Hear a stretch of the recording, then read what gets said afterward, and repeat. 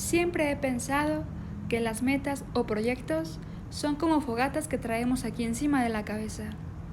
Pongamos un ejemplo.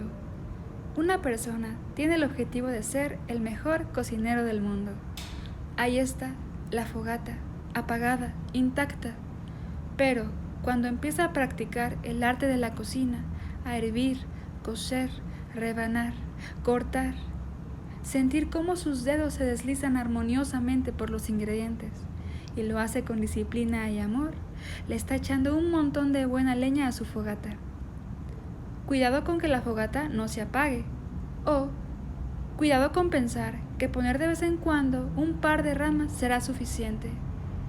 Dará un poco de calor, pero no arderá ni llegará al cielo a hacerle cosquillas a las nubes.